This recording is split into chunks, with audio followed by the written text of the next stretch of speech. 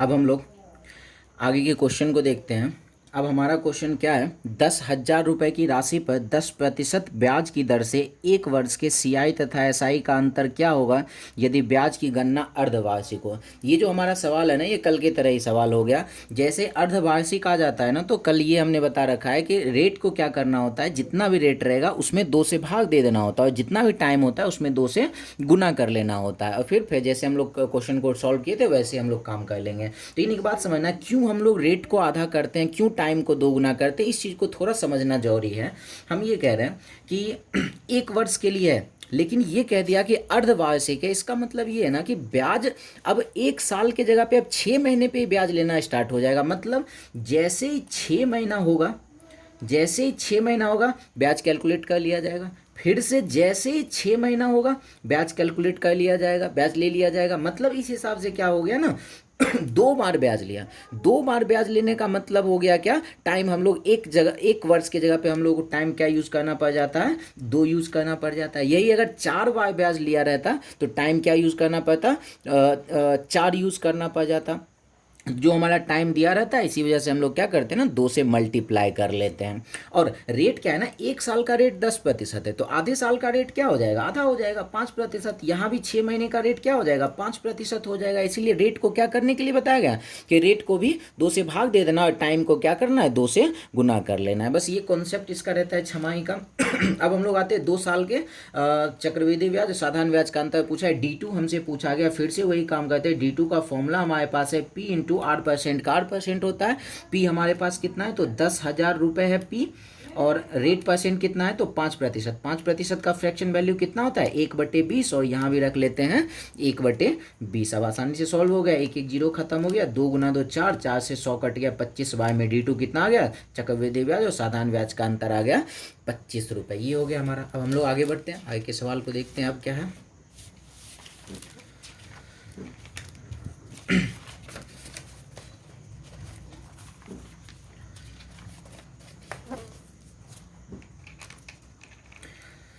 अब हमारा सवाल है, 2 वर्षों के लिए साधारण ब्याज और चक्रवृद्धि ब्याज का अंतर 60 है। पहले वर्ष का दर तथा दूसरे वर्ष का दर 16.2/3%। तो मूलधन क्या होगा। अच्छा, इस क्वेश्चन को ध्यान से देखते हैं ना। 2 वर्ष के CISI का अंतर दे दिया है। पहले साल का दर हमें दे दिया है 12.5%। दूसरे साल का दर हमें दे दिया और हमसे पूछ दिया है मूलधन क्या होगा। सेम वही काम करना है, कुछ भी अलग नहीं होगा। हम क्या करते हैं ना, 2 साल का है तो और अंतर दे दिया है 60, तो D2 की जगह पे हम लोग रख लेते हैं 60 बराबर। P हमारे पास है नहीं, पूछा गया है। पहले साल का दर क्या है, 12.5%। इसका फ्रैक्शन वैल्यू क्या होता है, तो 1/8 होता है।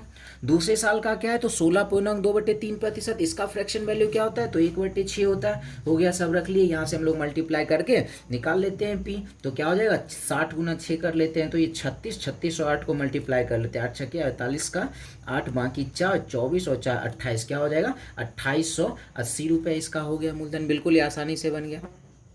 सेम वैसा ही सवाल फिर से आ रहा। अब हमारा सवाल क्या है, 2 वर्ष के लिए साधारण ब्याज और चक्रवृद्धि ब्याज का अंतर 80 है।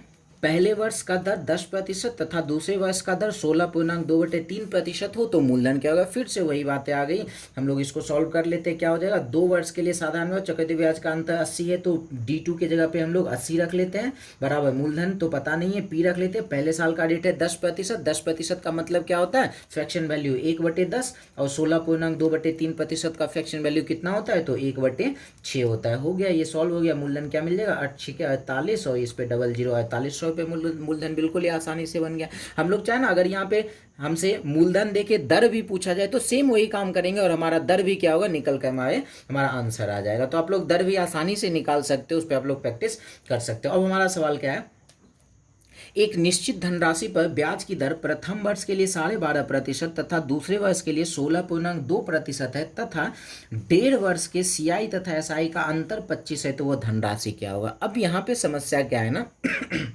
अब समस्या ये है कि 2 साल के लिए दो रेट, तो 2 साल का है, एक रेट 12.5%, दूसरा रेट 16.2% है, लेकिन ब्याज का जो अंतर 25 दिया है वो कब का है, तो ये 1.5 साल का दिया है। हम लोग D2 पढ़ रखे हैं, 2 साल का फॉर्मूला हम लोग बना रखे हैं, लेकिन हमारे पास सवाल में क्या आ गया ना, 1.5 साल का CSI का अंतर दिया, तब हमसे मूलधन पूछा गया। अगर 1.5 साल का भी CSI का अंतर दे दे या पूछ देना, काम वही होगा, लेकिन थोड़ा सा चेंज हो जाएगा। काम क्या होगा, फिर से हम वही करते हैं, D2 का ही फॉर्मूला लगाते हैं और D2 की जगह पे हम लोग रख लेते हैं 25। अब आगे बढ़ते हैं, मूलधन हमारे पास है नहीं, वही हमें पूछा जा रहा है। पहले साल का रेट क्या है, तो 12.1/2%, मतलब 1/8। अब दूसरे साल का आते हैं, तो दूसरे साल का रेट क्या है, तो 16.2/3%, मतलब इसका फ्रैक्शन वैल्यू 1/6। अब ये ध्यान देना है, ये जो 1/6 है ये तो पूरा का पूरा 1 साल का है ना, जबकि हमें ये पूरा का पूरा 1 साल नहीं चाहिए, ये तो आधे साल का ही चाहिए, तो रेट भी क्या हो जाएगा, आधा हो जाएगा। तो हम इसको क्या करते हैं ना, 1/6 को आधा कर देते हैं, 1/2 से गुना कर देते हैं, हो गया, बात खत्म है। अब यहाँ से इसको सॉल्व कर लेते हैं, क्या मिल जाएगा, 25 चौके 100 और ये 6 9 12 24, ये क्या हो जाएगा, 2400 रुपये मूलधन हो जाएगा। बस यही एक्स्ट्रा काम था और कुछ भी नहीं है, रेट को आधा कर लेना था दूसरे साल में। फिर से एक सवाल है, इसको देखते हैं। एक निश्चित धनराशि पर ब्याज की दर 33.1/3% हो तथा 1.5 वर्ष के CI तथा SI का अंतर 30% हो, तो वह धनराशि क्या होगा। फिर से वही बातें आ गई। अब यहाँ पे दो अलग अलग रेट नहीं है, सेम ही रेट है, लेकिन काम वैसा ही चलेगा। 1.5 वर्ष के CI SI का अंतर दिया हुआ है, मूलधन पूछा जा रहा है, तो D2 की जगह पे हम लोग 30 रख लेते हैं, बराबर। मूलधन हमें मालूम नहीं है, रेट 33.1/3% है, इसका फ्रैक्शन वैल्यू क्या होता है, तो 1/3 होता है। दूसरे साल भी तो यही 1/3 रखेंगे, क्योंकि रेट तो एक ही है ना, लेकिन क्या है, इस साल क्या है, तो पूरा पूरा 1 साल का नहीं चाहिए, आधे साल का ही चाहिए, तो रेट भी क्या हो जाएगा, आधा हो जाएगा, तो गुना 1/2 कर लेते, हो गया, कहानी खत्म। P बराबर क्या हो जाएगा, 3 3 9 9 18, 18 3 54, मूलधन कितना हो जाएगा, तो 540 रुपये मूलधन हो गया। बिल्कुल ही आसानी से सॉल्व होकर आ गया। अब हम लोग आगे बढ़ते हैं, देखते हैं अब हमारा सवाल क्या है। इस मेथड से हम लोग चलते हैं ना, तो हमारा काम बहुत ही आसान हो जाता है, कोई एक्स्ट्रा फॉर्मूला लगाने की कोई ज़रूरत नहीं होती है। अब हमारा सवाल क्या है, 10% वार्षिक चक्रवृद्धि ब्याज की दर से 5,000 का 3 वर्ष के लिए चक्रवृद्धि ब्याज और साधारण ब्याज का अंतर क्या होगा। अब हमारा सवाल क्या आ गया है ना, 3 वर्ष के CI/SI का अंतर पूछा गया है। अब क्या करेंगे, अब एक छोटा सा फॉर्मूला फिर से हम लोग आते हैं, इस फॉर्मूला को समझते क्या है। अब D3 का फॉर्मूला लेते हैं। D3 क्या है, तो डिफरेंस, और 3 क्या है, तो 3 साल के CI/SI का अंतर। इसके लिए हम लोग क्या एक फॉर्मूला लेते हैं, 3 into D2 plus D2 into R%। अगर इसको छोटा सा फॉर्मूला है, अगर इसको समझ कर हम लोग याद कर लेना, तो 3 साल के CSI का अंतर बहुत ही आसानी से हम लोग निकाल लेंगे। मतलब 3 साल के CSI का अंतर निकालने के लिए क्या करना होगा, हमें D2 की जरूरत होगी। सबसे पहले D2 हम लोग सीख रखे हैं, बिल्कुल आसानी से D2 निकल जाएगा। फिर उसमें 3 गुना D2 करना है, फिर D2 का जितना रेट दिया होगा, रेट परसेंट, उतना रेट परसेंट कर देंगे, हमारा D3 3 साल के CSI का अंतर बिल्कुल ही आसानी से निकल कर आ जाएगा। जैसे हम इसको देखते हैं, सबसे पहले 3 साल के CSI का अंतर निकालना है, D2 चाहिए ना, तो हम लोग D2 बिल्कुल ही आसानी से निकाल लेते हैं। D2 बराबर मूलधन हमारा है 5,000 और रेट कितना है, 10% है। 10% है तो क्या रख लेते हैं, 1/10 और फिर 1/10 रख लिए। ये 2 जीरो 2 जीरो कैंसिल हो गया, D2 क्या मिल गया, तो 50 मिल गया। अब हम लोग फटाफट क्या करते हैं, D3 निकाल लेते हैं। D3 क्या निकालना, अभी हम फिलहाल एक बार लिख देते हैं, लेकिन इतना लिखना नहीं है, डायरेक्ट हम लोग को काम करना होगा। 3 गुना D2 मतलब 3 गुना 50 प्लस D2 गुना R%, D2 है हमारा 50 और इसका कितना परसेंट, 10%। 10% का मतलब क्या है, तो 1/10, 1 जीरो 1 जीरो खत्म हो गया। 3 गुना 50 150 और ये 5 कितना हो गया, तो 155। बिल्कुल ही आसानी से हमारा आंसर निकल कर आ गया। अभी सवाल को देखते हैं। आप लोग चाहो तो वीडियो पॉज करके इस सवाल को बना सकते हो, बिल्कुल आसानी से ही बन जाएगा। क्या है, 2,000 रुपये की राशि पर 3 वर्ष का 10% की दर से CI तथा SI का अंतर क्या होगा। वही बात है, मूलधन दिया हुआ है, 3 साल रेट दिया हुआ है, 3 साल के CI/SI का अंतर पूछा गया है, तो 3 साल के निकालने के लिए हमें सबसे पहले D2 की जरूरत होगी। D2 हम लोग बहुत ही आसानी से, हो चाहे तो मुजवानी भी निकाल सकते हैं, मूलधन फिर 10% का फ्रैक्शन वैल्यू 1/10 और ये 1/10, 2 जीरो 2 जीरो कैंसिल कर लेते हैं। D2 हमारा क्या मिल गया, तो 20 मिल गया। अब हम लोग D3 निकाल लेते हैं। D3 निकालते क्या था, 3 गुना D2, 3 गुना 20 हो गया कितना, 60 plus D2 into R%। D2 है 20, R% का मतलब क्या, 1/10, 20 का 1/10 कर लेंगे, मिल जाएगा कितना, तो 2, 60 प्लस 2 कितना हो गया, तो 62 कर लेते हैं। बिल्कुल आसानी से काम हमारा हो गया। अब हमारा सवाल क्या है, 1.1/4 वर्ष के लिए 12,000 रुपये की राशि पर 12% प्रति वर्ष की दर से चक्रवृद्धि ब्याज तथा साधारण ब्याज का अंतर क्या होगा यदि ब्याज 5 मासिक है। अब यहाँ थोड़ा सा लफड़ा क्रिएट हो गया।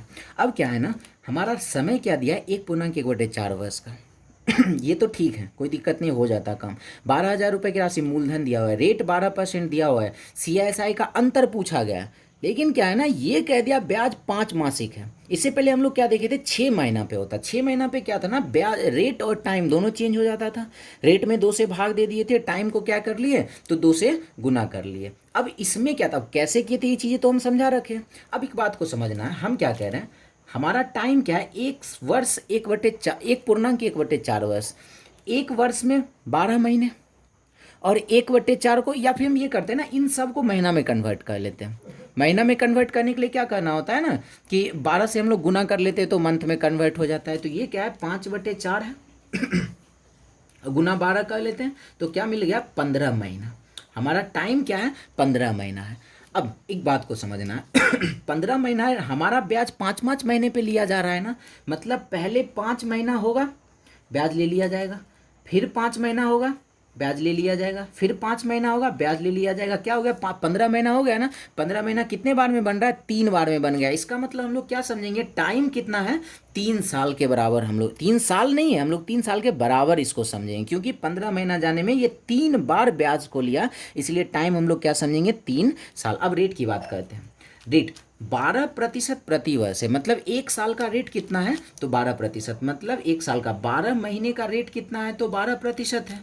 1 महीने का रेट अगर पूछा जाए तो क्या कहेंगे, 1% है। हमें 5 महीने की जरूरत है, 1 महीने का रेट 1%, तो 5 महीने का रेट कितना होगा, 5%। इसका मतलब हर एक जगह रेट कितना हो जाएगा, 5%। इसका मतलब ये हमारा रेट हो गया 5%, और टाइम कितना हो गया, 3 साल। अब 3 साल के CSI का अंतर क्या हम लोग नहीं निकाल सकते, ये हमसे पूछा गया है ना। हो गया, अभी हमारा कहानी खत्म हो जाएगा। D2 हम लोग पहले निकाल लेते हैं। D2 निकालने के लिए क्या करें, मूलधन ये हो गया 12,000, और रेट 5% का मतलब 1/20, और ये हो गया फिर से 1/20। 2 जीरो खत्म हो गया, 2 गुना 2 4, और 120 कट गया 30 बार में। D2 कितना मिल गया, 30 मिल गया। अब D3 तो बिल्कुल ही आसानी से हम लोग निकाल सकते हैं। 3 गुना 30 कितना हो जाएगा, 3 गुना 30 हो गया 90, प्लस D2 का D2 का 8%, मतलब D2 30 का कितना, 30 का 5%, मतलब 1/20। 30 का 1/20 कितना हो जाएगा, तो आप लोग साइड में कर ले तो 1.5 है। ये तो मुजवानी हम लोग कर लेंगे, तो क्या मिल जाएगा, 91.5 रुपये आ गया हमारा निकल का आंसर। बहुत ही मज़ेदार सवाल था ये।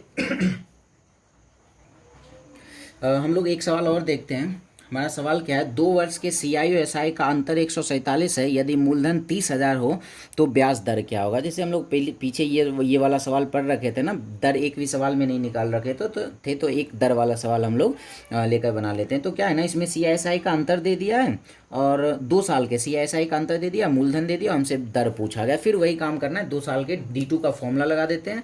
D2 हमारा क्या है, तो 147 है, और मूलधन कितना है, तो मूलधन दिया हुआ है 30,000 है। अब क्या है ना, रेट हमारे पास नहीं दिया हुआ है, तो रेट क्या है, 1/100 कर सकते हो। यहाँ भी रेट परसेंट का मतलब 8/100, 8/100। दूसरा में भी 8% होता है, 8/100 हो गया। इसका 4 जीरो हो जाएगा कैंसिल, ये चारों जीरो कैंसिल हो गया। फिर क्या हो गया, 3 से हम लोग 147 को कैंसिल कर सकते हैं। 4 तिया 12 और 9 तिया 27, क्या मिल जाएगा, R गुना R, R square equal to 49, square जाके रूट बन जाएगा। R इक्वल टू क्या मिल गया, 7। तो रेट कितना हो गया, 7% रेट हो गया। ऐसे हमारा सवाल सॉल्व हो गया।